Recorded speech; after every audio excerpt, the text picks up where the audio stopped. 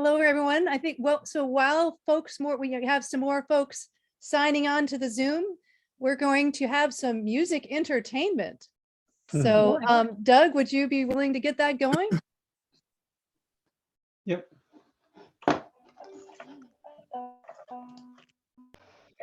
Ready, ladies? Yeah. All right. Ready. 1, 2, 3, 4.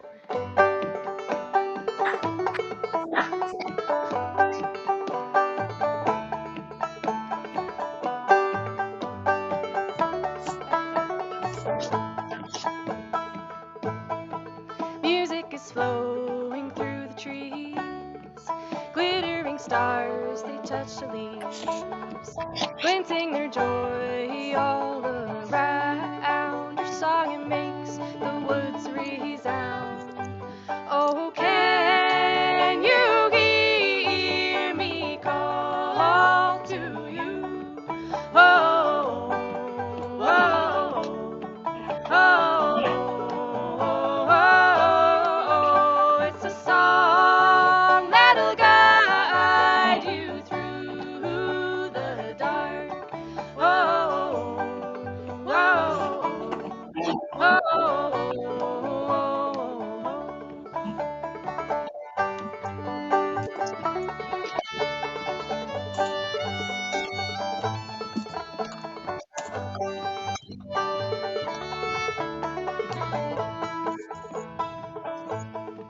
down this rough and rocky road, on quiet feet we go. When all is dark, we'll find the light shining brightly in the night.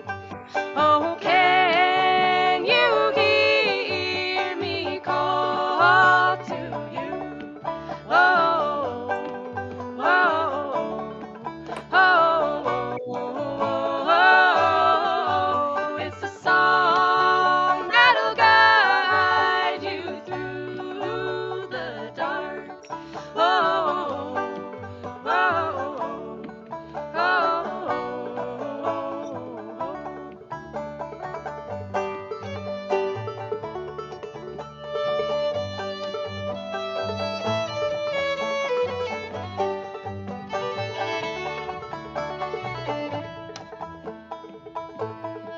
well, the fox, she walks along as we sing aloud our song.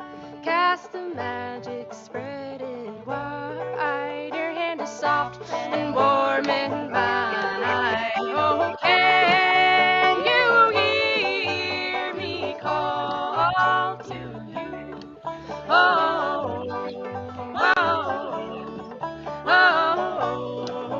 oh, it's a song that'll guide you through the dark. Oh, oh,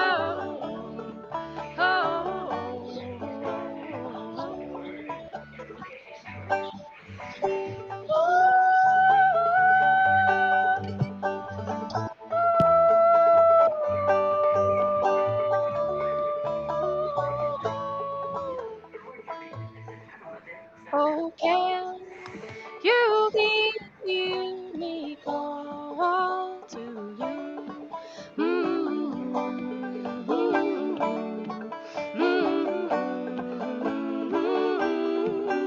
It's a song that'll guide you through the dark.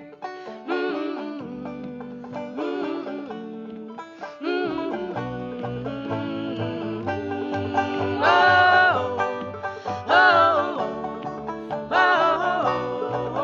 oh, it's a song that'll guide you through the dark. Oh, oh, oh,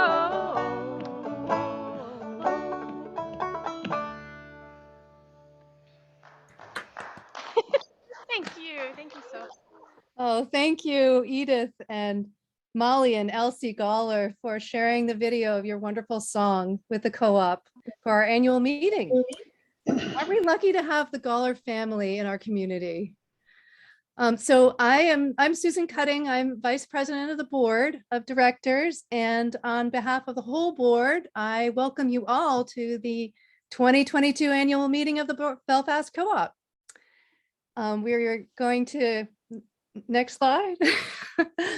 And we got a lot we're going to do today, but it is our tradition before, at the beginning of every board meeting, to go through the co-op's global ends. So I'll read them to you right now. The Belfast Co-op exists so that our member owners and our community will have a thriving, just, and sustainable local food economy, a source of healthy, nutritious, affordable food and water, an efficiently managed, democratically governed, inclusive, cooperative enterprise, a greater understanding of the health, food systems, cooperatives, and economic and environmental sustainability, and an invested, engaged, and empowered staff that thrive in a safe, respectful, inclusive, and equitable workplace. Next slide. So we do that, all of that while we adhere to our 7 cooperative principles. They are open and voluntary membership, democratic member control, members' economic participation, autonomy and independence, education, training, and information, cooperation among cooperatives, and concern for community. So we've got a lot to do today. We are going to be hearing from the board president, Edward Sheridan, from, of course, our general manager, Doug Johnson, from the treasurer, John Kruger, and our secretary, Valerie Tate, and other board members. And also, we're going to hear more about the candidates for the board. And most importantly, we're going to be hearing from you, our owners, and we're looking forward to that important part of our annual meeting. And we also are lucky today to have help with facilitation from Deb Burwell. You want to wave, Deb? and so she's going to help us with a questions and answers component of the meeting. And so next slide is, we will, since you have signed on to this meeting, you have a chance of winning a door prize. And so we have these 2 wellness baskets that you'll hear from the staff if you want it. After they'll do a drawing and contact the lucky winners. So you can look forward to that. Next slide. And I'm going to pass it over to Deb to talk about our working agreements today. Susan, thank you. I'm happy to jump in. We think about working agreements as what do we need to do our best work together. We're a particular group of owners of the co-op and staff, and we are delighted to be this community. And so it is just having some common understandings of what will help us do that work well. So I have 3 that I want to suggest. I want to see if people have additions, and you can pop them into the chat if you have additions. Given that we're working on Zoom, it's important that this works for everyone. So our first one is, as Susan said, hearing from our owners is key. And so all voices are important. And the way that we're going to encourage you to do that today is to use the chat function, and both for comments and questions. And if you have questions, please just start it with a Q. And then we'll know it'll get highlighted as something, and we'll pull those out for the Q&A time. We'll also have brief clarifying questions after Doug's general manager report. The second one I want to offer is be concise, so that even though it's important to hear, in addition to wanting to hear everyone's voice, we have to share airtime. And so being concise is a key part of that. And the third one is to say that differences of opinion are natural and useful. And so we welcome all viewpoints. So those are my suggestions. If you have any additions that you'd like, or if you think any of those don't work for you, please pop into the chat and we'll take a moment right here. This is like active participation right now. Oh, and I guess I would just say one other one that I hadn't thought of, but I'm inspired in the moment just to say, if something isn't working about any part of this, please pop that into the chat as well, so we can try to remediate it in the moment. We have Heather Q with us as our great TNA person, and we'll do our best on that type of response as well as others. Great. So not seeing any messages. I'm going to say, I think we're good for working agreements. Thanks, everyone. I'm going to turn it back to you, Susan. Thank you. So next we have Edward Sheridan, the board president. Can you?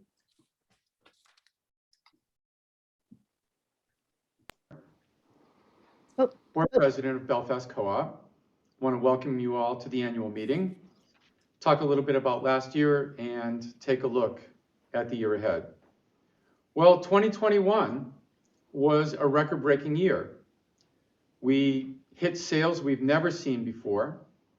We added a lot of new members, at least 100 this summer, and probably more since then. And our owners and shoppers gave really generously to the Common Sense program at the register. So all in all, a remarkable year, and still within all the disruption that we're experiencing. So all we can say is a big shout out and thank you to our general manager, Doug Johnson, and his team, who have just outperformed themselves and just done such a great job. Doug and the staff, they just come in every day and give it their all, and with great good humor and the kind of welcome that our members and our shoppers expect. So anyway, thanks so much to them. This is also a big year because we've been contemplating now for a number of years doing some kind of expansion renovation. The reason is that we're victims of our own success. The co-op is doing so well that we need more space to grow, and we would like to bring in more products, and we also want to have a safer work environment for our workers. The building is old, it needs all kinds of work, and we'd like to also improve the shopper's experience. So we have been working for a long time on this. Doug has put together a really good team that is looking into how we could best deliver an expansion renovation.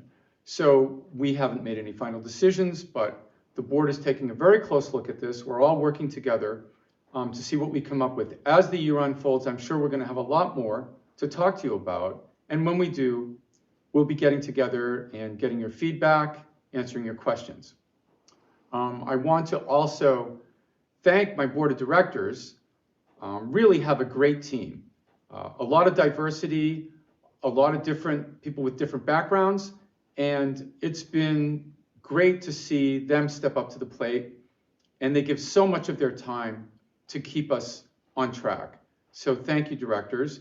And I'm also very excited to see that we have a big crop of new candidates for this year's election. I think this year will be probably the first year that we actually get a full team of 13 board members, which we're going to need because there's a lot of work ahead. So lastly, I just want to say thank you to our member owners. You are the ones that we work for. You've kept us afloat, and keep shopping. Make sure to vote. The election starts today, and we'll be sure to keep in touch with you over the course of the year. We want you to reach out for us. So thank you again. Thank you, Edward. Thank you. Next up is Doug Johnson, our general manager for over 6 years now, right, Doug? We're so lucky to have you. You're on. Thank you, Susan. Give me 1 second to get set up here. Okay. Thank you, everybody, for coming out to the annual meeting. This is our second year doing a virtual annual meeting, and I'm saddened that we could not meet in person, but I'm thankful for this opportunity to be able to speak with everybody and celebrate all the successes of the co-op.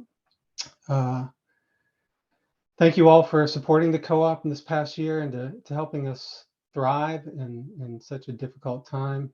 And also thank you to all of the workers for all your hard work and dedication this past year. without your efforts, none of what we were able to accomplish this year could have happened. So, and it's good to see so many workers on the being active in governance, coming to board meetings, and being here today for the annual meeting. So, all right. On to the penny exercise. So this is the penny exercise that I've done the past few years. The easiest way to explain it is that if you take all of our revenues, everything, all the cash that comes into the store over the course of the year, and think about it as 100 pennies, this is how we break down where the expenses and income come in. So 100 pennies. If 100 pennies represents $10.8 million in sales, which is what we had last year, roughly 63 of those pennies represent what we pay for the goods that we sell. Our cost of goods in 2021 was $6,783,892. So out of the 100 pennies there, we take away 63. That's just to get the products in the door so that we can turn around and sell them. All right. Next to cost of goods, our next largest expense is personnel. We paid out over $2.5 million in wages and benefits to our workers in the last fiscal year. Next, we have ancillary expenses such as occupancy, which includes all of our utilities and maintenance, administration, which includes credit card fees, professional services, our loyalty points program that has become really popular in the last year, IT, marketing, and governance expenses. So all of that combined together equates to about 7 pennies out of the 100. Next, we have combined discounts, which takes out another penny. And then finally, we have interest, taxes, depreciation, and other income and expenses, which add up to a little over 1.5 pennies, which leaves us at the end of the year with right around 3.4% net profit, or 3.4 pennies.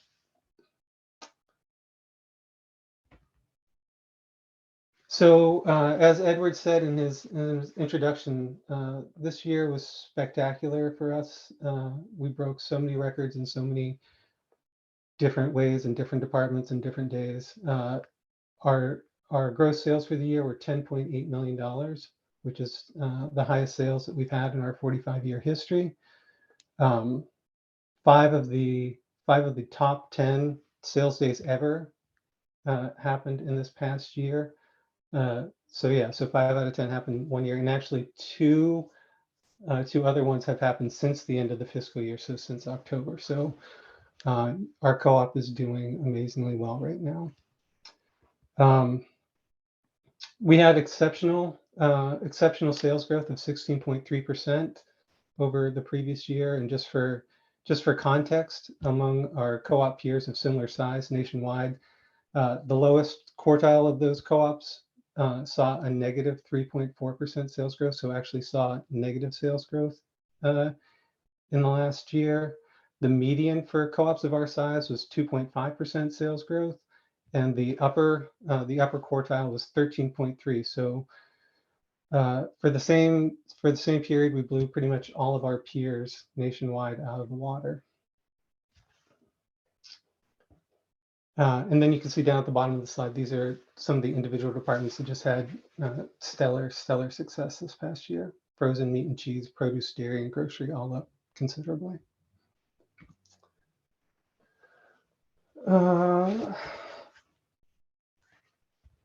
So as in previous years, roughly 65% of our sales go to our owners. So that's 60, which is above average for co-ops across the country. Usually most co-ops hover somewhere around the 50 to 55%. So that, to me, that speaks to how much we connect with our owners and work to meet the needs of our owners.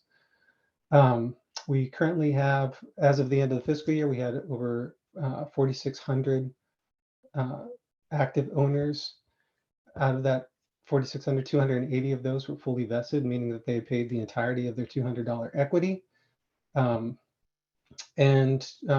we had 645 new owners in the last fiscal year, which is huge. That's a huge number. And Edward mentioned something about we had about having 100 owners. We did a member drive, our first ever official member drive this past summer, and signed up over 100 people in one month. So pretty exceptional. Let's see, we ended the fiscal year with 75 workers, 61 full-time and 14 part-time. By the end of the fiscal year, we brought the starting wage for workers that have successfully completed their trial period up to $15 an hour, which is a huge feat for us, and something that we've been working towards since I took over in 2015. And we are continually trying to bring 100% of our workers up to a livable wage. As of the end of the fiscal year, we had 96% of our workers at what based on the MIT livable wage model, we had 96% of our workers up there, and we are constantly reviewing that and making changes to our wage structure in order to try to stay ahead of the livable wage. Our Common Sense program, so $55,562 donated into the Common Sense program this past year, which if you have been paying attention to the monthly numbers that are coming out of that program, it's huge, and especially for some of these smaller nonprofits that do not have huge budgets to be able to take home a $5,000 check just from pennies on a purchase is it's pretty remarkable.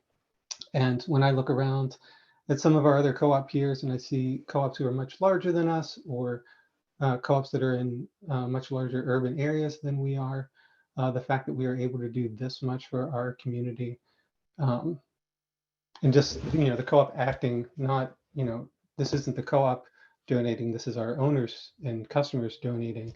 We're just providing the avenue and the vehicle. I think that speaks really loudly about how giving and caring our community is. In addition to the Common Sense program, the co-op itself donated over $10,000 to charitable contribution, had over $10,000 in charitable contributions in the past year.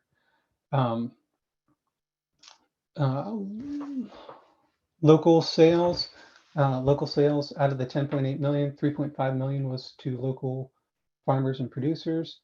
That's our highest local sales figure ever, and that 3.5 million went to over 200 local farmers and producers in the past year. In collaboration with Maine Farmland Trust, we redeemed over 54,000 Farm Fresh Rewards vouchers in the past year, and our SNAP sales topped $311,144, which that is the highest I have ever seen that number in my 6 years as general manager, and it kicked up considerably. I think it went from $190,000 in 2020 to $311,000 in 2021.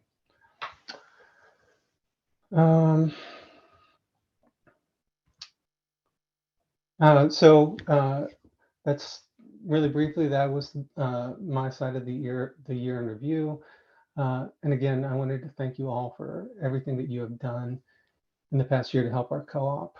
We're so fortunate to have this organization, which is made up of talented and passionate individuals who show up every day and come to work and serve as directors and show up as shoppers and show up as customers and participate however they can. So we're all so lucky to have this association in our community, and I'm really proud to be able to participate how I can. So with that, I'm going to pass it back to Susan, and she's going to introduce our treasurer, John Kruger, for the treasurer's report.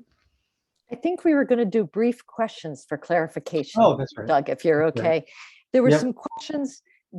People, I just want to appreciate everyone who's sending in questions. And we have We have some of them that are related directly to what you've just shared, Doug.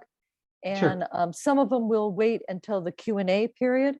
So I'm gonna make the a judgment call on that and hope it works.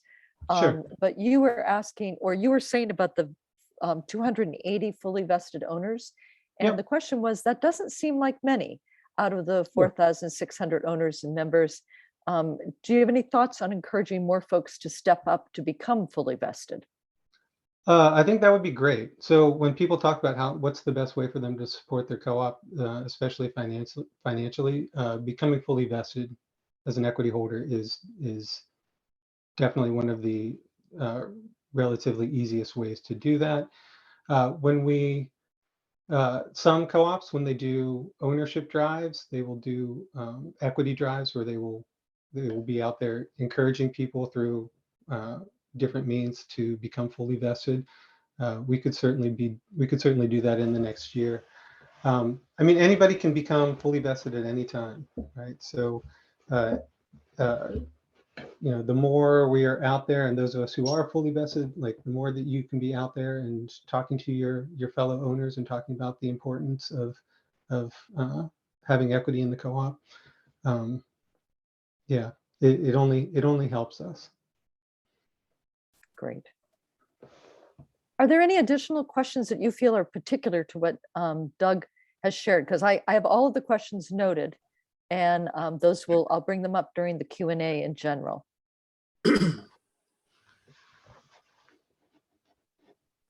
I think that, yeah, shall we just move on forward and you've got them down, and we'll get to them in the Q&A if that's okay with everyone. Thank you, Deb, for catching that. And so next up we have John Kruger, who is the treasurer. John, you're up. Okay, I'll do a sound check. Is the system working? Can you hear me? Oh, good. Hey, well, look, good afternoon. As chair of your board's finance committee and as your board treasurer, I'm pleased to have this opportunity to provide more evidence of a very successful financial year, and also to illustrate data that supports the financial security that allows us to begin the next steps to support a very necessary renovation project for your co-op building. Yes, I'm going to provide more numbers today, but not to overwhelm you, but to provide confidence in our enthusiasm today. Your finance committee looks at financial reports two ways. One way is a monthly review of income statements, balance sheets, and cash flows to determine if there are cracks in our financial structure. A second way is to look for trends to predict our future success. Unlike the three statements I just listed that provide an historical snapshot of where we are now, for a large project such as a significant renovation, there's a need to provide foresight.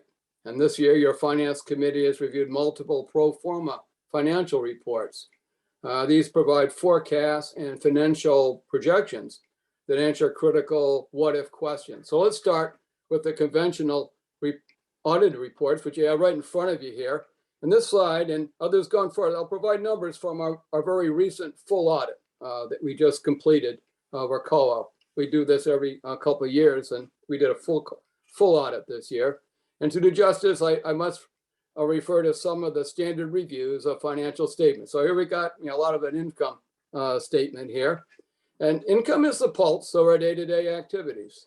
As an example, you see in 2021, we had a net income of over $339,000. Doug has already described how quickly our gross profit is eaten up with operating expenses.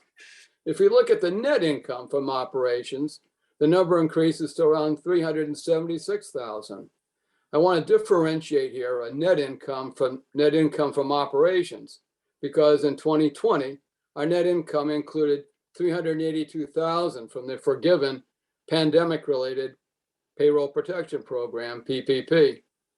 If you were to subtract this PPP income from the 2020 income, you can see the increase in net income from operations in that year was reduced to $83,000. That's still good. In context, however, the increase in net income from operations this year compared with last is the difference between these two numbers, which is $293,000. This is $293,000 in increase in net income from operations. Next slide. So bringing in the balance sheet now, also into the discussion, you can see further evidence of stronger financials. The balance sheet provides a big picture of our overall financial health and cumulative outcomes over time. Ratios of debt to equity are important as we prepare for an expansion project. These are good numbers here, and amongst other indicators reflects an excellent ability to pay short-term obligations. I'll provide some benchmarks for these ratios and percentages later in my presentation. I just don't want to overwhelm you with numbers here. The next several slides illustrate how total equity, total liabilities, and total assets have been changing over time. So here's an opportunity to begin looking at some of the trend analyses. Cash is the oxygen of any business, and at least 4 quarters have marked continued growth in cash, and actually puts us in the best position in our 45-year history. Next slide. Equity from paid-in member equity and retained earnings is a good measure of owner investment, engagement, and loyalty. This is also the highest in our 45-year history. Next slide. Assets have also increased, our highest in our 45-year history. Next slide. So long-term liabilities are really at their lowest since 1999. And the spike you see here is Q3 in 2020. And that's when we got that PPP loan, which, by the way, was forgiven. So what we're seeing is increasing assets occurring at the same time as we're witnessing lower liabilities. This combination demonstrates the ability to pay obligations and provides a measure of how leveraged we can be as a company going forward. Next slide. This is probably my favorite use of numbers, because it shows how things relate to one another. Here's a list. We call them the key financial indicators and benchmarks. These numbers are either percentages or ratios that are used by financial leaders to measure the strength of a business. Good targets are listed on the left and our values on the right. These are indicators that your finance committee reviews every month, and actually every board meeting, we bring these up. So when contemplating an expansion, such as we are here in Belfast, one consulting group that we've employed suggests that the top 3 here are the most important key indicators for a successful beginning to an expansion.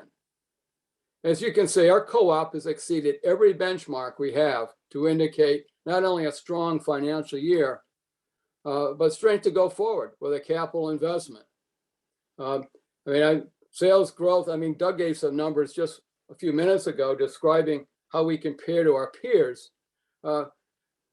These are numbers that put us, not only with our peers, but with just businesses in general. These are financial numbers that are really quite good. We'll leave it at that. So the last slide. I hope I'm not running too quickly on the numbers, but we're available should we need to. So let me end this parade of numbers with one last slide. Profits from your business can be paid in cash to our owners based upon their purchases. And this year we've got a little over $48,000 that'll be paid in cash. And really importantly, another $192,000 that'll be retained as equity in our co-op as we go forward. At this point in time, financial forecasts look good to support a major renovation project. However, to do so, the co-op must have a successful capital campaign and receive substantial loans from banks. So this is an exciting time, and there's still significant planning ahead. I kind of want to end my little conversation here with that. I think we owe our general manager and our staff a real round of thanks here.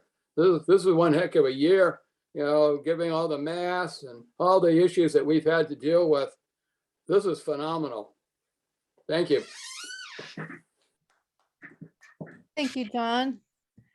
It's amazing where we are right now. Really, really amazing. So next on is Doug, you're up again.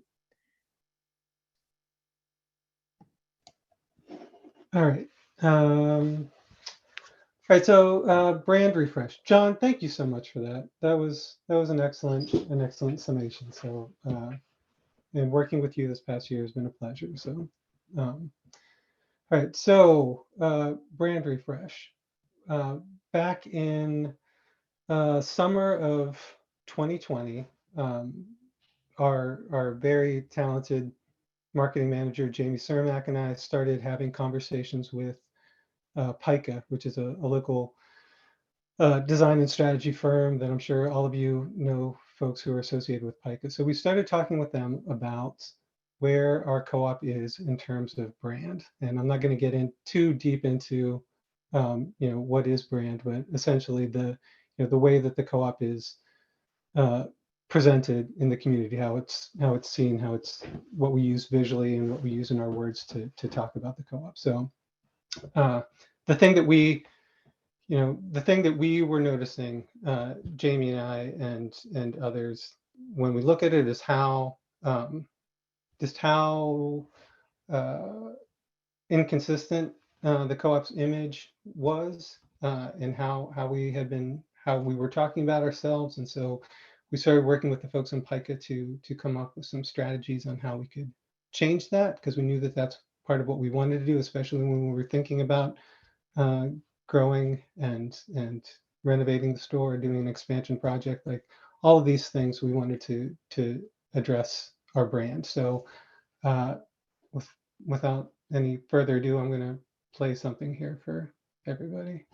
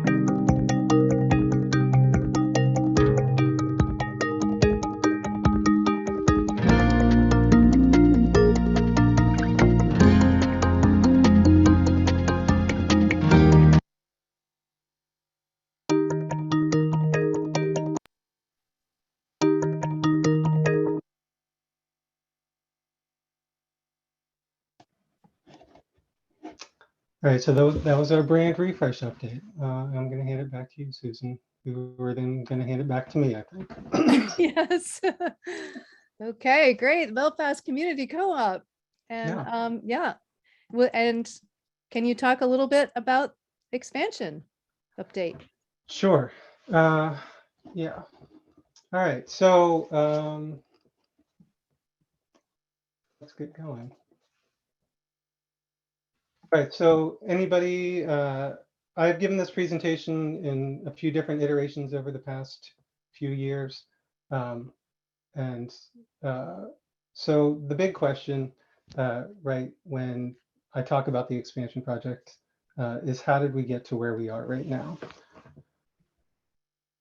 So this is the Belfast A&P on opening day in 1964. So this is when the building that the co-op currently occupies. This is the opening day of it, opening as a grocery store. And so there, I mean, looking at this picture, there's there's a lot there that hasn't changed all that much since 1964. And you can certainly tell that, yeah, the folks in town were excited to have a local downtown grocery store. All right, so I became general manager in December of 2015. And right when I was on the board of directors prior to becoming the general manager, I stepped down to apply to be general manager.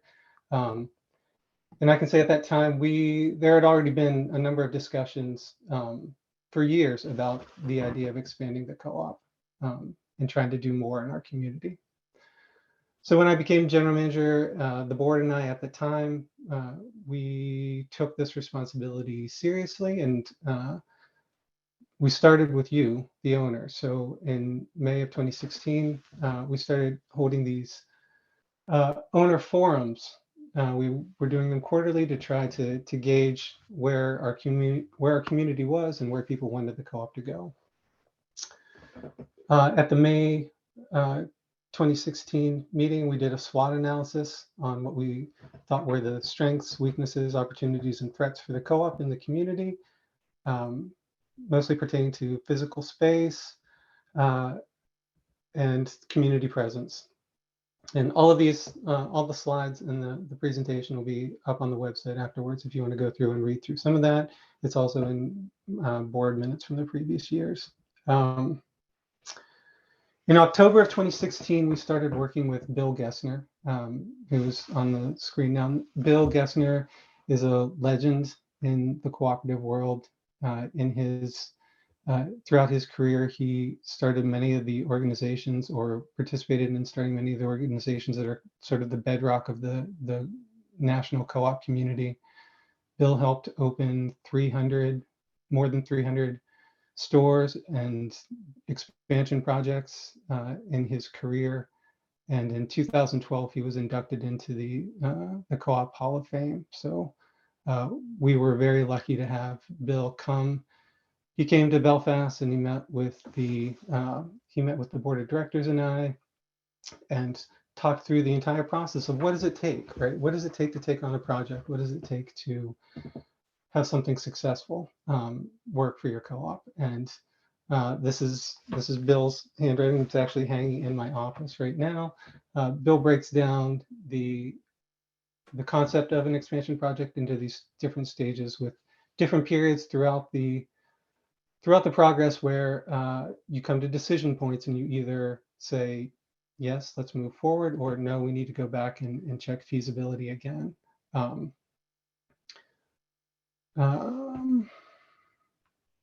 right, so out of that first initial work that we did with Bill, and Bill came and he spent a number of days in Belfast with me, with the board. He and I drove around town looking at whether or not there are other opportunities for the co-op, whether or not there was anywhere else where we could be.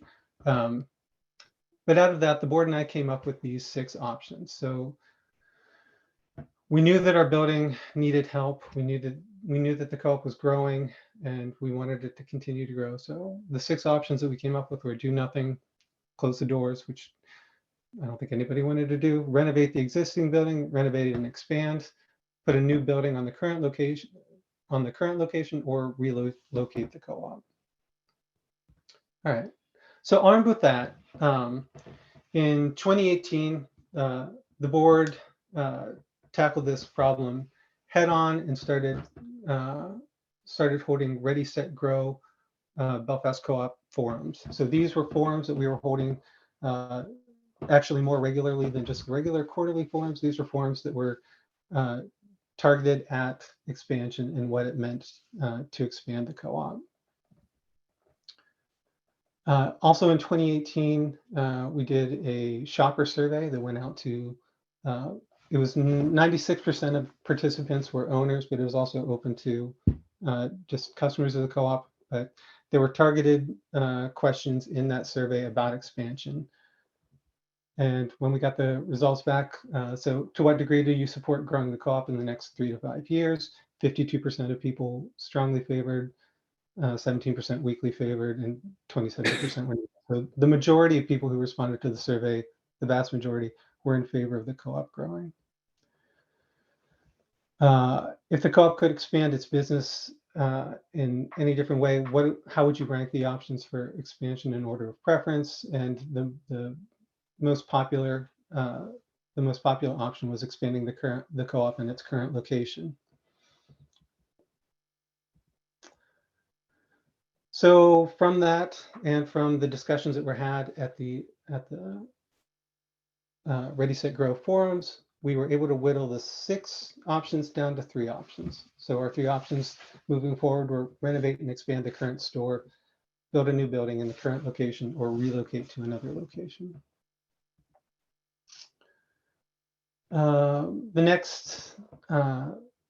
The next Ready, Set, Grow forum, we put out a one sheet that broke down sort of what we were thinking about the project.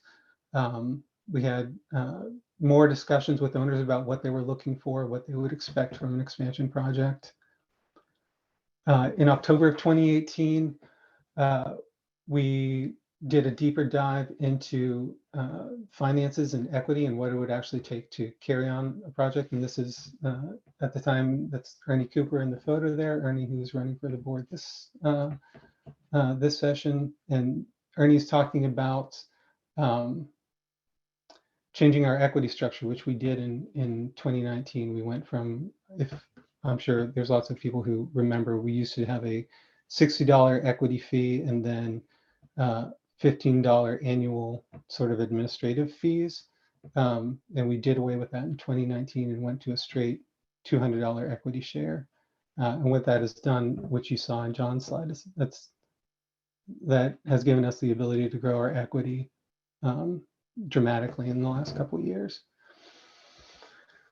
All right, so whittling down, we came to 2 options. So what we heard from owners, what we heard from the survey results, what we heard when we would have conversations with people out in the community is that our location, where we are in the downtown, was really important to people. That there was a connection to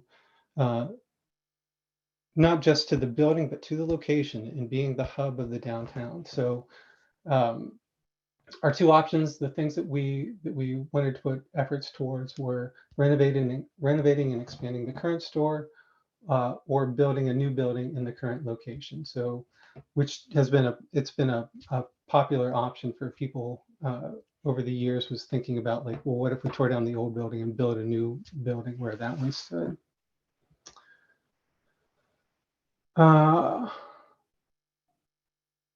So around this time, so we had been doing a bunch of, John mentioned pro forma work. So part of the work that we had been doing continually since 2016 with Bill Gessner was building these pro forma models for a project.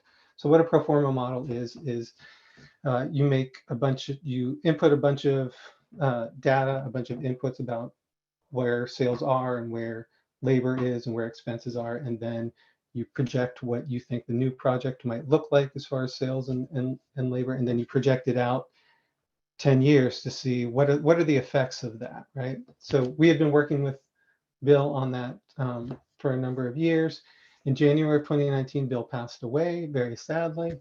And that work sort of stopped there for a little while, but we continued on with the owner forums that we were having. So in this was another forum talking about financial feasibility. And you can see one of our directors here in the photo going through Bill's expansion process stages with the community at the forum. All right, so when we started looking at the model, we started actually, we were working with, we have partners that we've been working with for the past 5 or 6 years on this, Caleb Johnson Studios, which is an architecture firm out of Portland, and Warren Construction, who they built out the Portland Food Co-op. If anybody has been down to the Portland Co-op, Warren Construction are the ones that built that store, and they've done a number of different projects. So those they came on pretty early on as people who were interested in helping the co-op, and they have stayed with us throughout this entire process and have done amazing work for us over the years. When we started actually putting some numbers to what these two options would look like, for tearing down our building and putting up a new building, somewhere around, you know, an 8 or 9 million, up to 10 or 11 million dollar project. When we plug those into the pro forma models that Bill built, you can see on the right hand side here the cash projection, which that's what we were looking at. Like, you're looking at what kind of position will the co-op be 10 years out from the project, and it looked horrible with that expense. In April of 2019, Caleb Johnson Studios put together, and we had an awesome plan. And this, you know, people wanted affordable housing. People wanted the co-op to meet more needs in the community and have big community spaces and have, you know, all of these wonderful things. And it all sounded so good. And Caleb Johnson Studios put together these renderings of what that might look like. And we talked to, there was a development consultant that came in that was talking to different developers about whether or not they would be interested in doing the housing portion if we did the construction on the retail function. And it all sounded really, really good. But when you actually started plugging it in, it would have sunk the co-op 10 years out, no matter how we diced it. So in December of 2019, so this is almost a year after Bill passed away, I reached out to the NCG Development Cooperative. So NCG is the National Co-op Grocers. We are members of NCG alongside 240 other co-ops. They provide us support in a number of different ways, and one of them is through this development cooperative. So the development cooperative is made up of folks who have been in the co-op world for decades, doing expansion projects, doing relocations, doing remodels. They are stone cold professionals and the best in the biz as far as I'm concerned. So we brought them in December of 2019 to pick up on the pro forma modeling process where Bill left off. So we built out two models. One was whether we could renovate and expand our existing store and what the cash projection would be 10 years out. And the other one was if we were to build a new building with the cash projection 10 years out. We, the finance committee and I and the whole board, we looked at those two models, and the story was pretty clear that if we really want to be responsible about where we're investing and getting a return, that it pretty much leaves one option, and that is to renovate and expand the current store. So, all right, so here's the current project. So this is where we've gotten after, 5 years on working on this. So current project, you can see on the drawing there's a small expansion off the front to build a new cafe seating area, and a small expansion off the left-hand side there to build in a new curbside area. What that does, in addition to removing all offices and non-retail spaces off of the first floor of the co-op, allows us to increase our retail square footage by 33%, which that equates to 100 linear feet in dry grocery and 100 linear feet in refrigerated grocery. Another large component of this, if anybody here has ever been at the co-op, when we are receiving an order, we currently use a forklift to bring items from ground level up to the second floor receiving doors in the back of the store, which we've done it forever, but it certainly not best practices. So this would include an addition of a freight elevator and other operational efficiencies within the store. What that gives us is improved safety for workers. So workers would no longer be carrying products up and down stairs. We'd be putting them into the freight elevator and just bringing them up that way.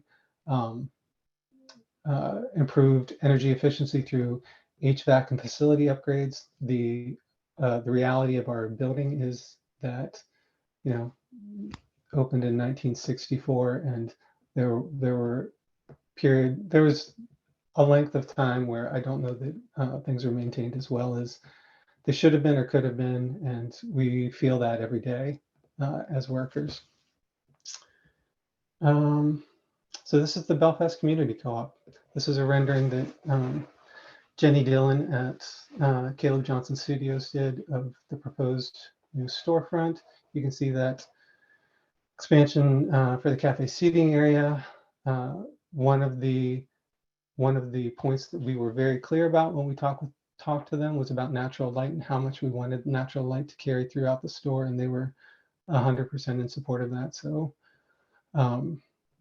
when you see these other renderings, so you can see sort of what we were thinking for the cafe seating area and across the front of the store. So natural light, natural materials, wood, all the things that connect authentically to what the co-op has been and will be.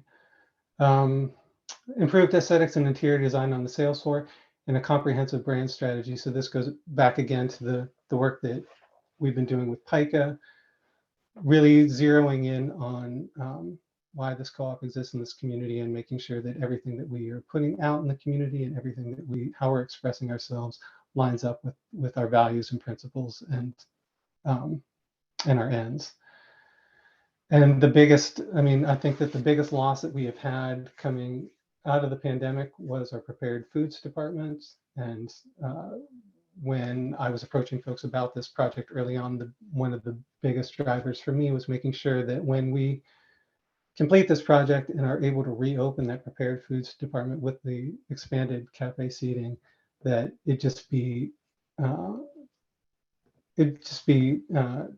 absolutely stellar, that it be the thing that draws people in from all over the country, and that they, that prepared foods department in our cafe becomes a destination that brings people to the co-op. So, and I know that it's, when I had conversations with the board this past year, when we were refining things, like knowing how deeply people connect with the cafe seating area and that sense of loss from not having that available throughout the pandemic, like that really hit home. And I publicly thank the directors for this, but again, thank you for driving that home in our discussions, because I think that it was absolutely the right choice to decide to invest more in that. Right. So when we're talking about financing a project, so the fixture plans and the architecture designs and all that's all important, but the only way that you can make any of that happen is if we're able to finance it. So right now, this is the current sources and uses. So sources is where we're getting money from. Uses is how we're intending to use it. We're going to talk about member loans here in a little bit, and then you'll be hearing a lot more about that in the coming years, or in the coming year. Senior debt, that means taking on debt from banks or other sources. So we have a couple different models. We're playing with different amounts of senior debt. And the good news, is that in a number of different scenarios, even with different amounts factored in, we can still make the project work. So all things pointing in the right direction. Yeah, and I think that's my last slide, Susan. Super. Thank you. It's an exciting project, and thanks for really showing the picture of this option. Next up, we have Valerie Tate, who is the secretary for the board, and she's going to talk a little bit about what a capital campaign is.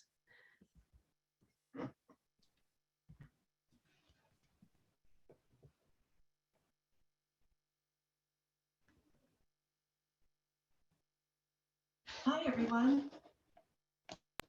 I want to thank board members working in alignment with our great general manager and all of the owners, staff, and shoppers who've worked so hard over the last 6 years to get us to this moment. My job today is to give you a sense of what's ahead for a capital campaign. As soon as our expansion project is ready to launch, you'll have many opportunities to learn much more, but here are some of the basics. As a cooperative, we have special rights compared to other businesses. In addition to cash on hand, bank financing, and other resources, we can raise funds through owner loans or preferred shares. This means that in our capital campaign, we won't be asking you for donations to the co-op. We'll be asking you to make investments in the co-op, investments for which the co-op will pay you interest, and which the co-op will expect to repay you within a certain period of time. A capital campaign means that the co-op will borrow less from banks and credit unions, saving on interest payments. We'll keep more money circulating in our community as we pay interest or dividends to local folks, supporting our regional economy even more. And our cooperative economy will grow, creating a more equitable and just society. Our capital campaign will be community-focused and enterprising.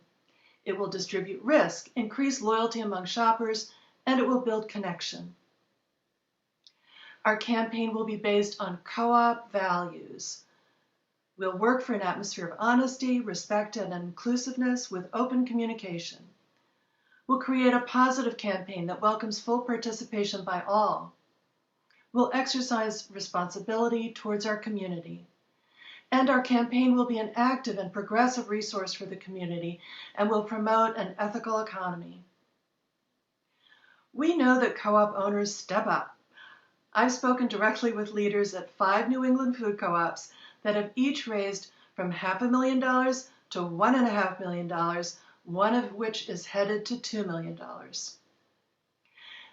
Here are 6 co-ops that just recently raised from $1 million to $5 million.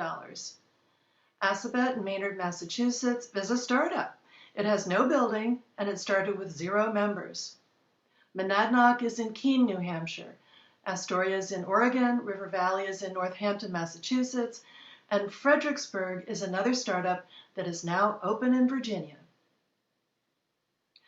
Buffalo Mountain Food Co-op is in the small town of Hardwick, Vermont, with less than half the number of residents of Belfast. It launched its 2-month campaign in January with a goal of raising $500,000 by March 1st. It reached its goal within a few weeks and will surpass $500,000. As you can tell, co-op capital campaigns move quickly. There will be a 2-month prep phase and then a short, intense 2-month burst of a campaign. Once we have the details firmed up, you will receive information on the risks and terms of the program so that you can make informed decisions about how you'll participate. You'll see posters in the store, illustration of improvements, brochures, and other materials to keep you informed about the campaign and the expansion project. Our consultant, Ben Sandell from Colluminate, has guided co-ops nationwide in raising millions for new stores, expansions, and startups. He's going to help us with training and messaging to ensure confidence and enthusiasm in our campaign team. If you're curious and would like to help out, you can contact me, Valerie Tate, through the co-op. Just leave your name and contact information in my folder at the information desk. We've got a big lift ahead of us. It can be done, and we are the community that can do it. We're the Belfast Community Co-op. Thank you, Valerie. So the next is what I consider to be really the heart of the meeting. I'm so looking forward to responding and hearing questions, thoughts from our owners. So I'm going to pass the microphone over to Deb. Thank you, Susan. So thank you, everyone. Great questions coming in. I'm going to try to do them by categories. And if for some reason I'm missing your your question in the area that you're wanting to ask, please let me know and jump in. And I'm going to start with what we've just been talking about with the renovation and expansion. And so I'm going to ask the questions, and Susan, if you would decide who would be best to respond to them, that'd be great. Okay. So the first one is, have we, or when did we decide between renovation and building something new? I've been to every annual meeting and all those forums, but somewhere between 2019 and present, things happened. I consider myself an engaged co-operator, but this is the first I'm seeing this. Would we have had to read the board minutes minutely to follow this evolvement? We really need a monthly version, paper or digital or both, of co-op news. So if someone could just, Susan, if you could decide who should respond to that, when did the decision get made? Thank you. Yes, Doug, I'll let you take it. Mhm. Deb and whoever put in that Yep. question, I would say that it hasn't officially been decided yet, right? So it's been a process, right? So there's the way that the feasibility work happens is that you just keep testing and keep testing and keep testing. And everything that I've put in the last couple of years has been pointing in this direction. And it's the only option that I have been able to find that's feasible for the co-op, that doesn't put us at risk down the road, which, I mean, that's part of my responsibility, is to make sure that the co-op continues for a long time.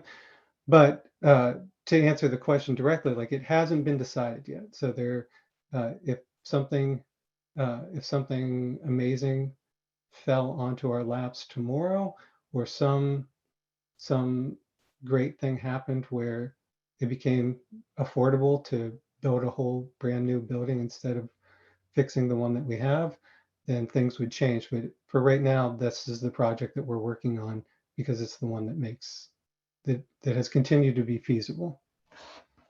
Thanks, Doug. And I should just say, I'm asking all these questions for other folks, but I appreciate you being so forthright about that. Another renovation and expansion question: how do you phase work to maintain operations during renovation and expansion?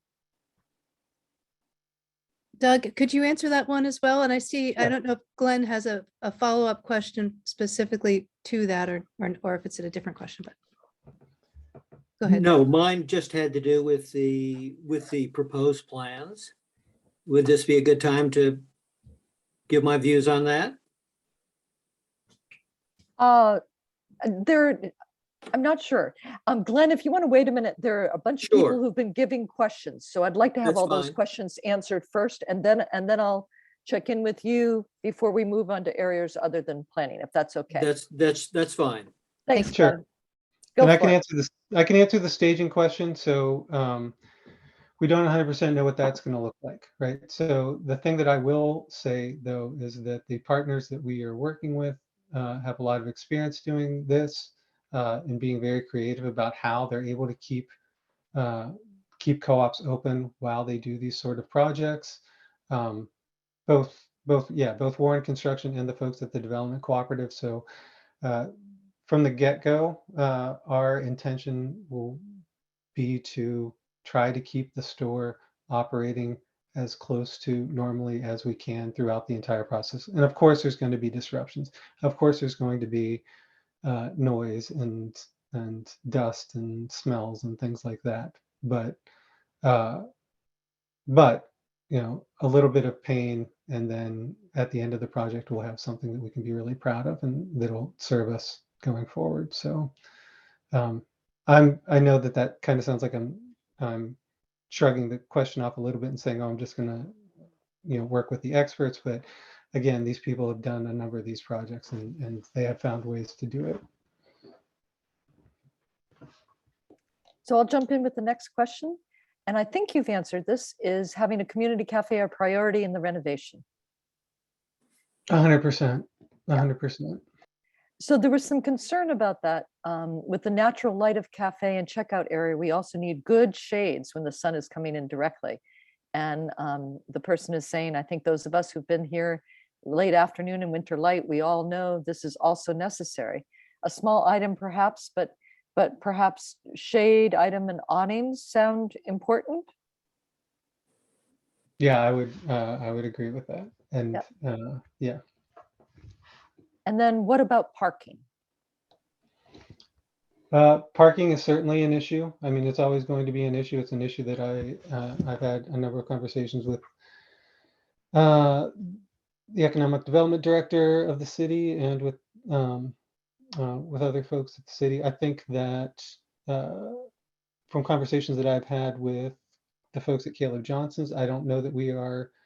I don't believe that we are optimally using the space that we have. But at the same time, I would, we can't make more parking without getting more land or acquiring something. So I don't know that parking is going to get much better in the downtown until there's some larger investments made in that. And the co-op, we can bear some responsibility, but ultimately, I think that downtown Belfast has a parking problem. Great. And so I think, let me just double check. Glenn, if you want to speak to the renovation and expansion, and then I'll move on to other areas of questions. Okay, all right. I know that the management and the board of directors have been kind of tossing this around for quite a while. I do think the final decision should be at an annual meeting or at a vote of the entire membership. Having said that, I love the plan that is being proposed. I think it sounds economically feasible, and I'm really happy with it. Now, as far as parking goes, I think that we should encourage more people to walk and to bike to the co-op. So Doug, I'll be talking to you about that bike rack I saw in the sketch, because I've got some other ideas. But anyway, I'm totally in favor of what is being proposed. Thank you.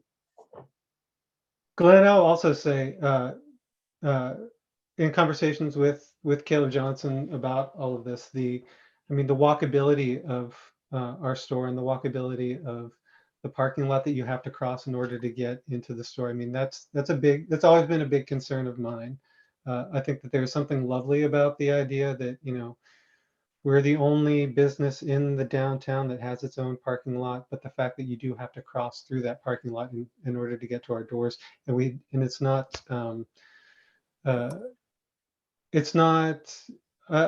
designed as well as it could be, and as thoughtfully as it probably needs to be. So people are very aware of that. Thank you. So if it's okay, I'm going to move over to Susan. You go ahead. You were about to say. I just saw in the chat another question that's about just keeping owners more informed about where updates on the renovation, and I think that's great. I would like to support the board and or whatever our role in getting some more regular information now that as we move along further on this path, that this is the final decision we're going. But we will work to keep the members, the owners, more up to date too. So thank you for that. And I also wanted to follow up on one other aspect of ask maybe John Kruger to follow up on the contingency question. There was a question about if that was included in the pro forma for this plan. Yes, it was. Actually, the slide that Doug showed had a typo on it. But in terms of the amount of that contingency, we played in the pro forma with different amounts. We've looked at 7%. We've looked at 10%. We've looked at 15%. I think one of our rounds was actually looking at 20%, because this is a concern, because we know we're looking at inflation right now, and we've been actually trying to be fairly conservative on that. I think the current numbers that we're looking at are, I think 15% is what I've been using in my pro forma evaluation. And I want to reach out and thank Jim Miller and Matt McConnell too, that have been really active this year on our finance committee. I feel I should have said something about that earlier. Thank you. So, okay, to move on to another area, knowing that this may generate additional questions, and if you have them, feel free to pop them into the chat. And I apologize, I didn't take note of who was asking the questions, and so that some of them are in the notes to everyone in the chat, and some are just to me. So I apologize, but it's been, yeah, I've just been trying to get the questions. So, anyway, here's the next question. Is I'm going to go to branding. Why was rebranding seen as needed if the sales are currently going up? Sure. Because I don't think that it's about that. I personally I don't think that brand is about sales. It's more about making sure that the story that you're telling is authentic and the story that you're telling is true, right? And I think that there are a lot of I love our co-op, and our co-op has been around for a really long time and has a very diverse history. And there have been some really good times and some really bad times. And I wanted to make sure that going forward, that the co-op, when people see Belfast Community Co-op, and they know that that co-op is there to serve everyone in this community, and everyone is welcome in through those doors. And I think that that's one of the barriers that, you know, it's one of the barriers of being around for 45 years, is that, you know, people remember the co-op from 20 years ago, or they remember the co-op from 15 years ago, and that leaves a bad taste in their mouth because they had a bad time, right? Or something happened that made them think that the co-op was something other than what it actually is. And so when we started talking about about the brand refresh, that conversation became about, you know, who do we want to be in the future? Who are we here to serve? What are we here for? Like, why are we doing these things, right? And to me, and I think to probably all of us, if we dug deep and thought about it, like, this co-op is here to serve our community. It's here to make sure that everybody, whether they're a Belfast resident, whether they're using an EBT card, whether they're a summer resident even, you know, so we want to make sure that all of those people have a place at the table, and all those people can feel welcome and comfortable when they walk through the door. And that doesn't just happen. You have to be intentional about it, right? Like, you have to be intentional about that story and make sure that everybody understands it. So, and it's kind of a critical time for us.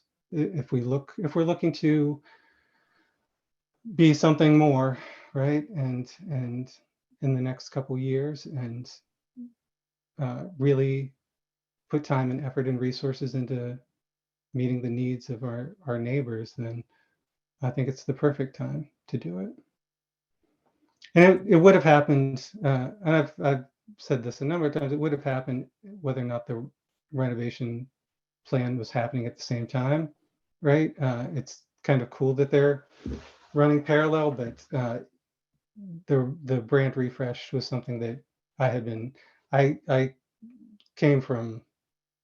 I was the first marketing manager at the co-op. So, I mean, this has been part of how I have envisioned the co-op for a long time, and how I saw the story being playing out for a while. There's also another question about branding, and that is, how much did the branding services cost the co-op? I don't, 0.1%. No, it's in the grand scheme of things, not that much, right? Mhm. So I would say that I think it was a reasonable expense for what we are getting, and the work that PICA does is top notch, and they're owners of the co-op, and they get it, right? So they're invested people in this community, and the people that we have been working with have just been exceptional. So yeah. Okay. So I'm going to go down to, let's see. Oh, someone did make a suggestion. This isn't a question, just that we should consider having the word food in the name, as some visitors or new folks to the community may not know what kind of co-op it is. So I'm just going to Belfast leave that. Food Co-op is taken. That there's a Belfast Food Co-op in Belfast, Ireland, and they own all the rights to that name, so we can't be that. Great. We thought about it. Yeah, that's Valerie here. I just want to flag for people that I think we plan to finish by 3:30 and lots of fantastic questions have come in. We will be answering those questions. You will have access to those answers. We'll be getting back to some people individually. We'll be posting answers on the website. So if your question doesn't get answered this afternoon, they've been fantastic. They're all great, and we'll be answering them. Great. So, okay, for me to continue time-wise, I've got quite a few more questions, and I'm going to just work on them. So I have a number of them around finances, and one is that I also understand the amazing financial situation the co-op is in, but have thoughts been put into the inflation time we are going through? Have you taken that side into consideration? I think that's why that when I was talking about contingencies, I think there were two questions. One was the construction costs and one was inflation. And either Doug or John, do you want to respond to that? I mean, I can talk operationally a little bit about inflation. So if that was, I guess that's probably the question was being asked. So yeah, so are we aware of and are we monitoring the way inflation is playing out in the co-op? Absolutely, right. So we couldn't stay in business if we were. So the thing that is kind of challenging sometimes for people to wrap their heads around is the idea of margin and how inflation plays in with margin. So when we do the penny exercise, right? So it doesn't really matter if those 100 pennies represent, $10.8 million or $20.5 million. Our responsibility in order to cover all of the expenses associated with those sales is to keep our margin consistent. So when inflation is factored in, so what does that change? That changes the dollar figure for that 63 cents that comes out of that dollar, but it doesn't actually change the percentage, right? So we know, and if capitalism is working the way it's supposed to, right? So when you have inflation on the cost side of raw goods, that should also equate to higher wages. That should associate to if you have increases in personnel costs, like that should all be covered and everything. Margins should stay the same. And I think where things break down is when people manipulate that and don't carry that through the entire thing, right? So are we aware of inflation and are we factoring for it? Absolutely. We're monitoring our costs weekly, if not daily, and making sure that our margins are appropriate. And you'll probably see things go up and down in price. You'll probably see, that thing that used to be able to get for $5.99 is now $6.99. And part of why that is because if that thing costs more for us to purchase, and we still have to cover all of the labor and expenses it takes in order to actually sell the thing and keep our margin the same, then yeah, that's how it should work, right? I don't know if I answered that appropriately, but I'm gonna continue on. I'm gonna just because we've got a fair number of questions.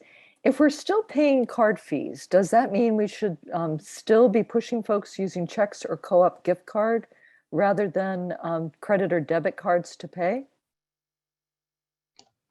it's a good question.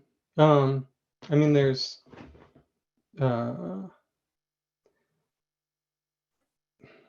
there are costs associated with those things as well, right? Like the costs associated with issuing gift cards versus the cost that we pay for a credit card transaction.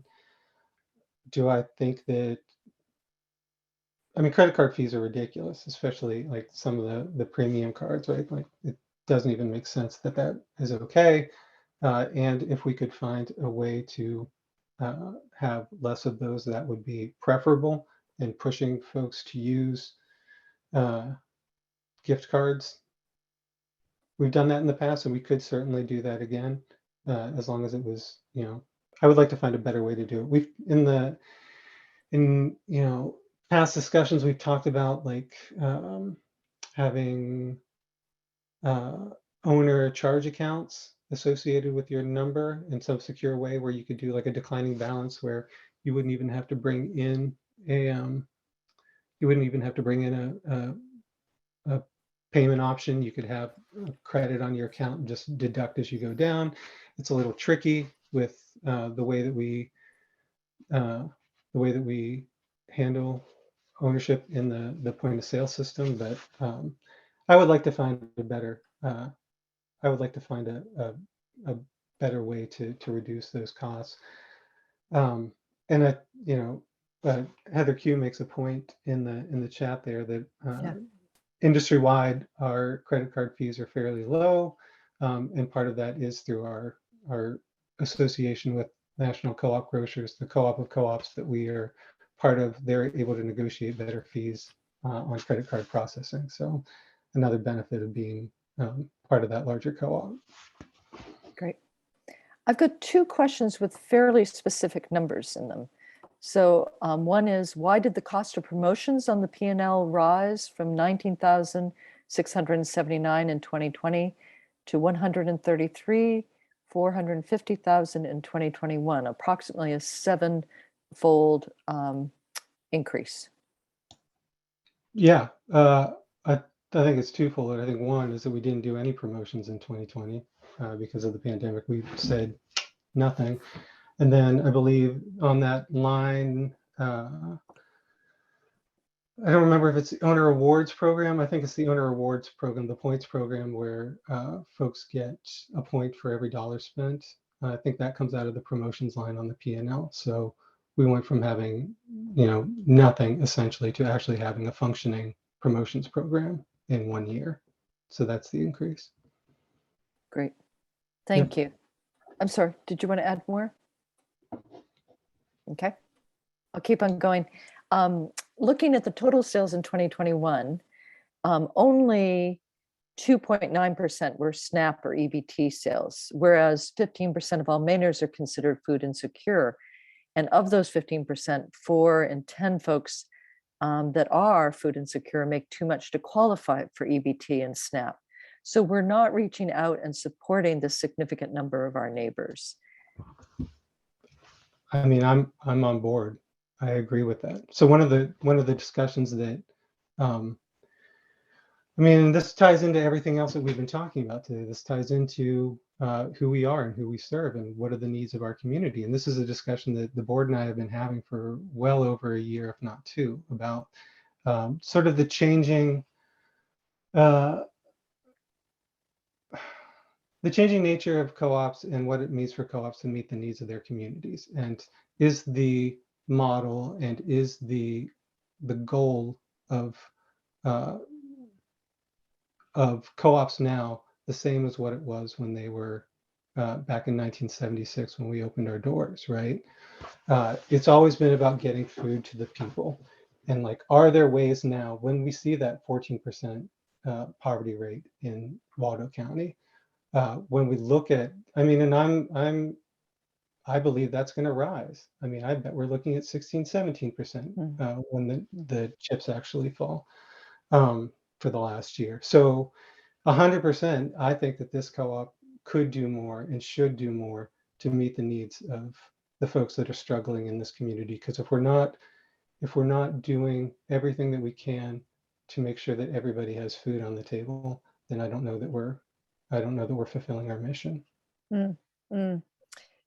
Doug, this speaks to another question about the fact that Maine Farmland Trust reduced their Farm Fresh Rewards match from 100% of local products purchased to 50% early in 2021.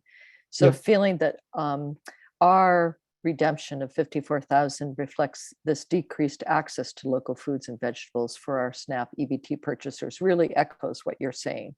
Yeah, absolutely. Yeah. And like, I love, we were early partners with Maine Farmland Trust when they launched the Farm Fresh Rewards program. We were sort of the laboratory for how that program was going to play out in the state of Maine. They have always been at the whim of the Finney grants that they use to pay for that program. And I mean, it's been really rewarding to see how much good that program has done in the state, but also like knowing that that funds were never guaranteed from year to year, and that we would have to renew contracts every year and see where the chips are going to fall with that thing.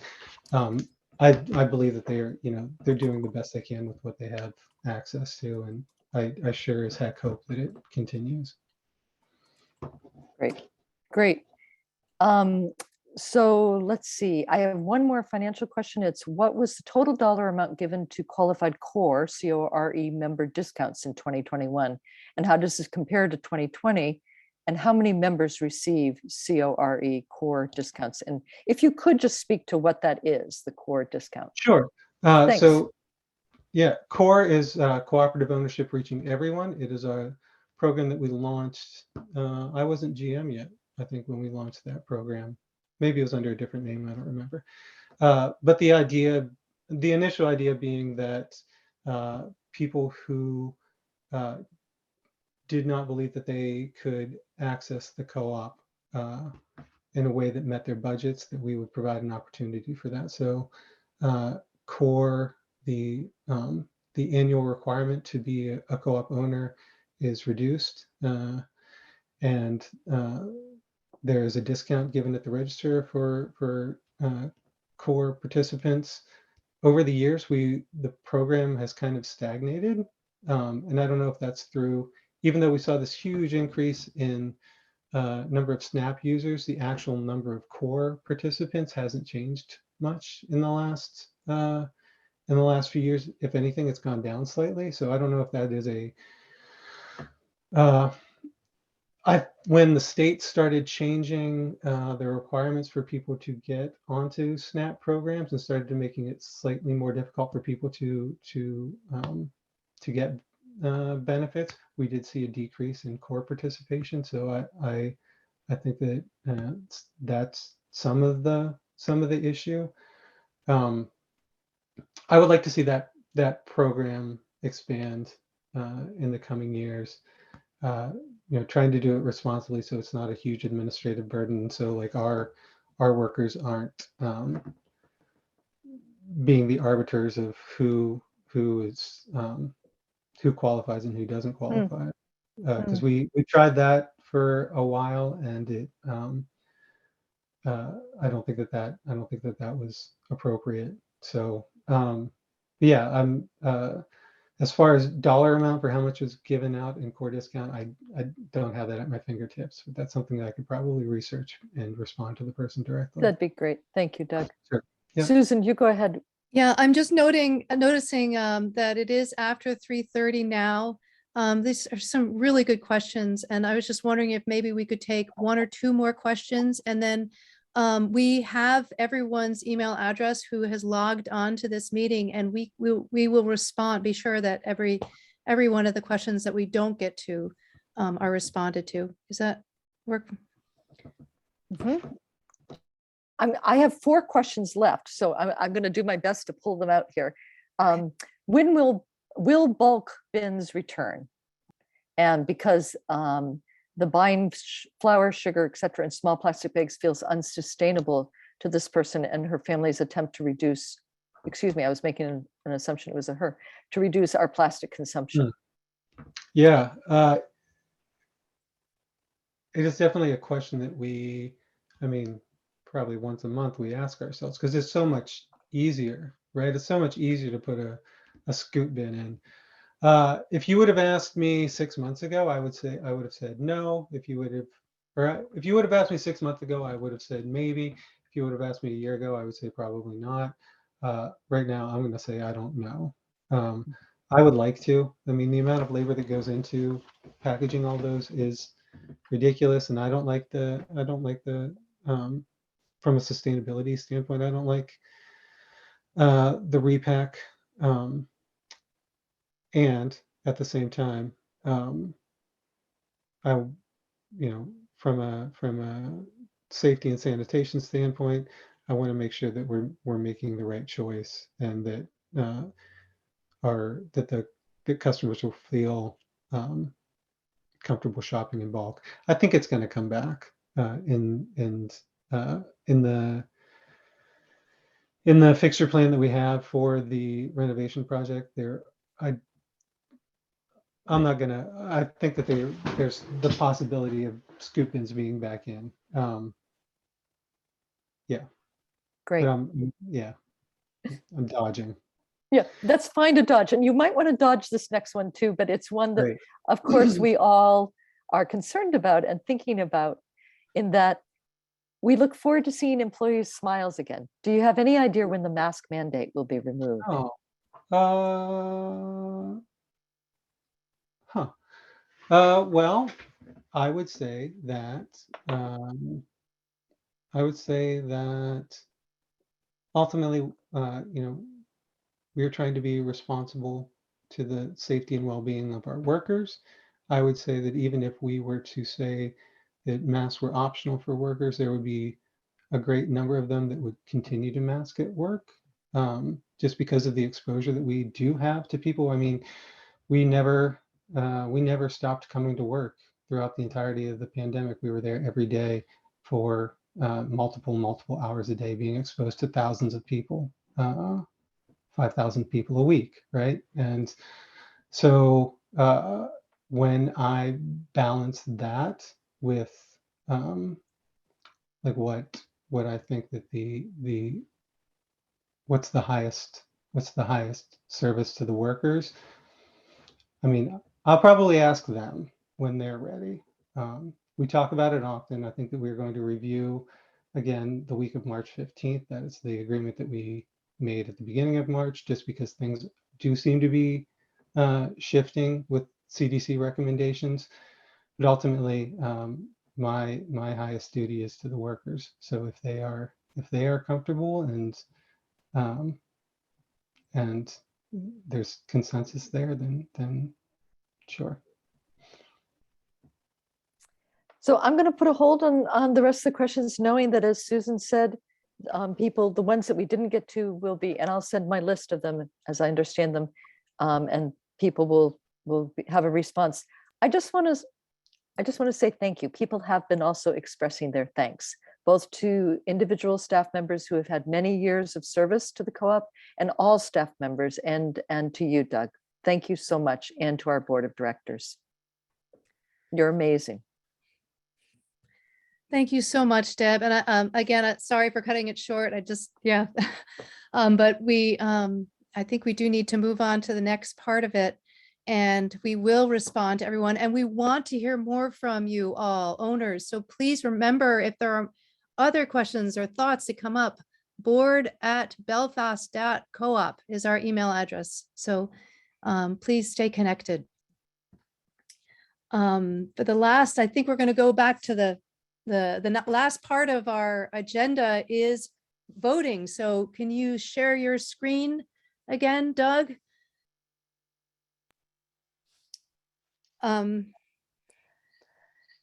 Great. So at the end of this meeting, or soon after, you will be receiving an email from the Belfast Co-op welcoming you to vote. So you can just click on the link there.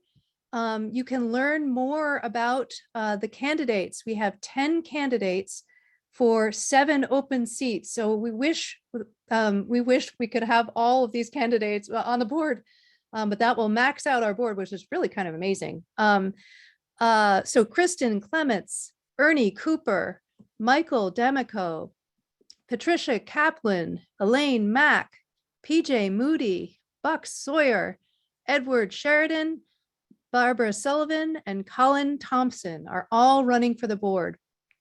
And next slide, Doug. And you can go to our website. There are candidate statements there. There are videos from most of the candidates. Several of the candidates have videos. We're going to show them after the close of this meeting. So if you have a little more time, and you can hear they're like 3-minute pieces from our candidates. And if you don't have more time, you can come back to click on the link, this meeting's link. This will be available to other people, to you, to listen again to the meeting, the annual meeting, and to hear from our candidates. So finally, I want to thank, before we switch over to the candidate videos, I want to thank you, Doug, for pulling together all the information and the slides, to Heather Q and Jamie and Alessandra and everyone else who helped on the technical side to pull this together. And to Deb, thank you so much for your facilitation of questions and answers. And thank you all for coming. And for those owners who couldn't make it this time, may see this later, or just who are our owners. And we are the Belfast Community Co-op because of you. So it's great to see you all. I'm going to say goodbye, but stick around to see the videos of our candidates if you can, and vote. Okay.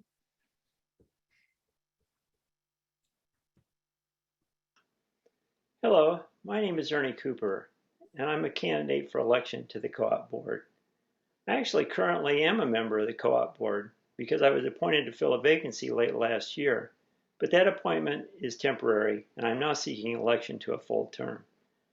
I previously served several years on the board, beginning in 2017, much of that time acting as the co-op's treasurer.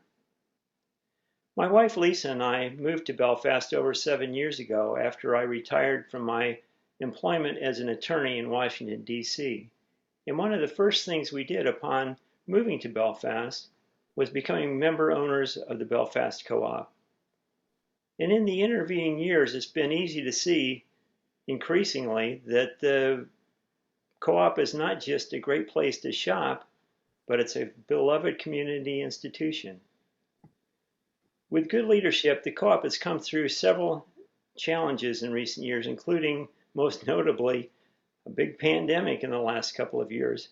But it's done so with solid finances and continuing good connections with members and with the community. I want to remain on the board so that I can contribute to the continued success of the co-op.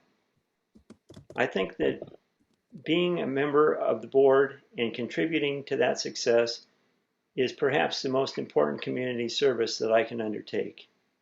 And I appreciate your support in electing me to a continued role on the board. I thank you for your help.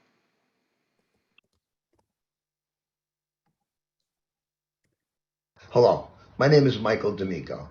As you may have noticed by my accent, I am from away. But although I will never be considered a true Mainer, I definitely consider myself a Belfaster and am interested in becoming more involved in this wonderful community. Growing up in Newark, New Jersey, I worked in my family's Italian delicatessen from a young age. We had a close-knit neighborhood where bartering and helping others was a given. Between guys like Frank the Peddler and Archie the Butcher, we truly had a locally grown farm-to-table experience before the modern term was ever coined. This way of life also fostered in me a true passion for food, community, and supporting the farmers who sustain us. A licensed master plumber by trade, I continued to run my plumbing construction company in New Jersey after moving up to beautiful Belfast to retire with my wife. The skills I've acquired as a lifelong contractor have made me a successful businessman and given me the ability to work with the public. These, paired with my capacity to see jobs of any scale through from conception to completion, would undoubtedly prove valuable to the co-op board. I have seen firsthand the power of nutrition and natural supplements to to heal the body and promote radiant health. When I was hospitalized with a serious case of MRSA about 10 years ago, the doctors wanted to amputate 2 of my fingers. I refused, and my wife set about working to heal with turmeric and colloidal silver. I kept the fingers, along with a new respect for the role of nutrition in vibrant health.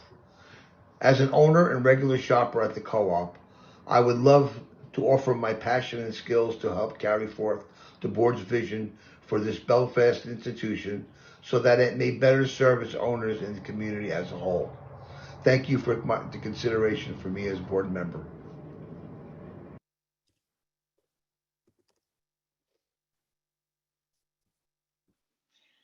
Well, hi everybody. My name is Pat Kaplan, Patricia, but Pat's fine. So I've been asked to do a little bit of a video, and I admit this is not my forte. I feel very stiff right now and sort of mechanical. So I put my name in for the board because, well, I love the co-op and care about it, and would like to take a part somehow. And the board seems like one of the ways I could do that.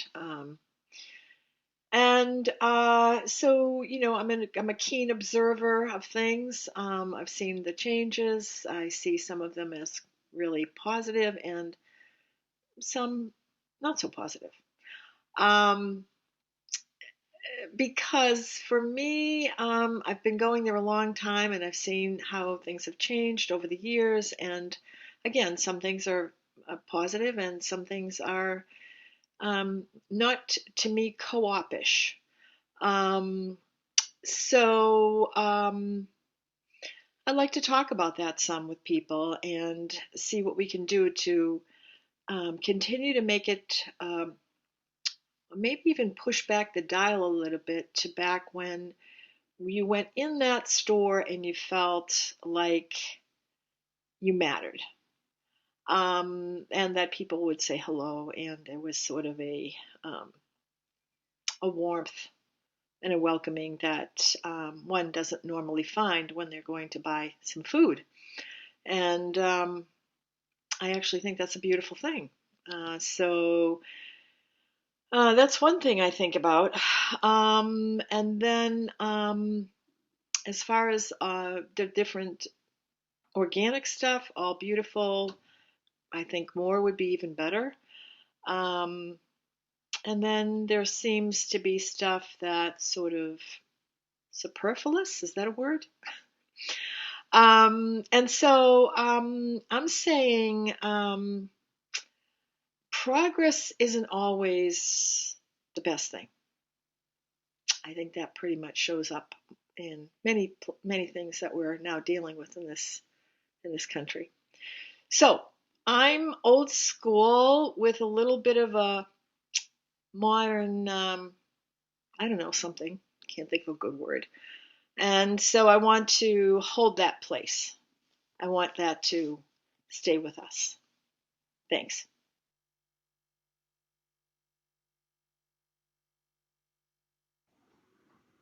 Hi, my name's Edward Sheridan.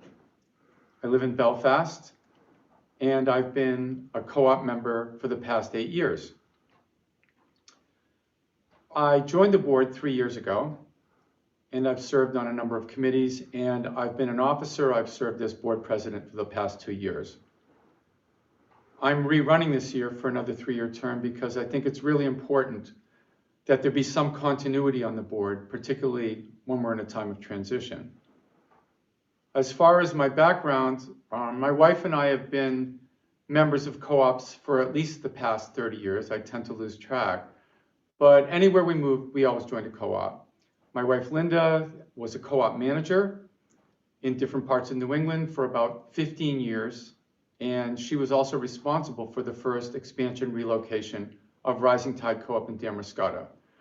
So we have a lot of experience at this, a lot of history.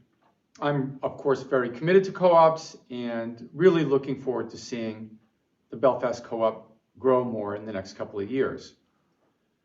I see my role that I've been in as kind of overseeing, keeping the board together as a team and really hearing all voices and trying to make informed, smart decisions for the co-op. Our job is to, of course, supervise the general manager and keep an eye on the numbers. And also, most importantly, keeping in touch with the owners because you elect us democratically and we're representing you. So I just would like to have the opportunity to keep doing that. I think we have a big year ahead. And so just want to let everyone know that that's why I feel like we're here. We're here to represent you, and we're here to keep the long-term sustainability of the co-op foremost in our minds. Thank you.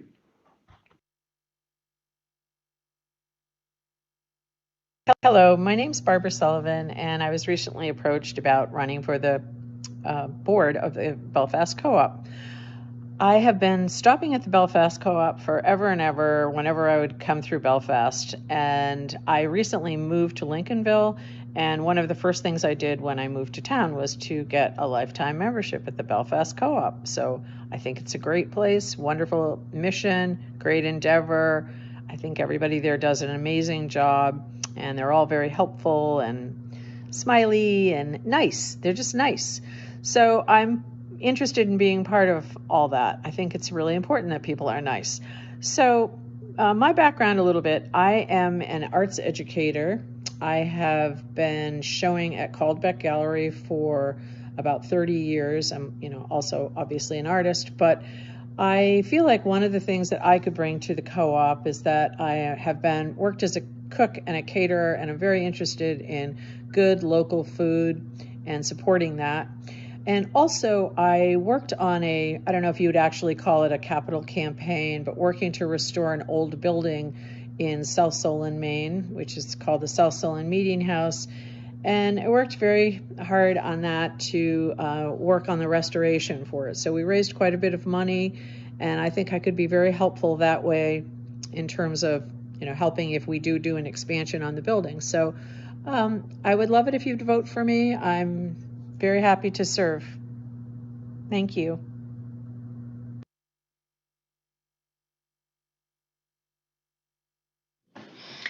Hello everyone, my name is Colin Thompson. I am excited to be running for the Belfast Food Co-op Board of Directors. I moved to Belfast about a year ago.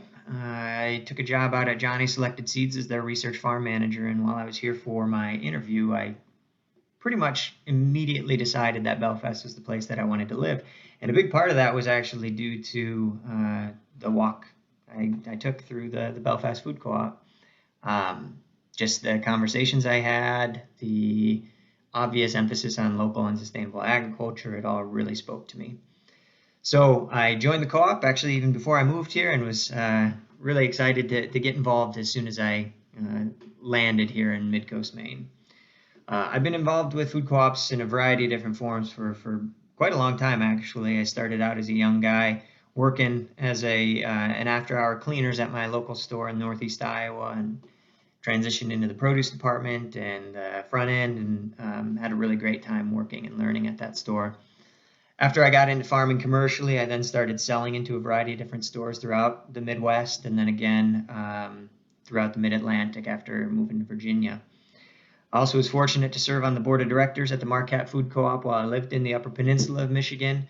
Learned a ton through that experience. The store had just gone through a big expansion, so it was a very exciting time to be on the board, and had a really excellent experience doing that. Served on the board of a couple of different organizations, all agriculture or local food related.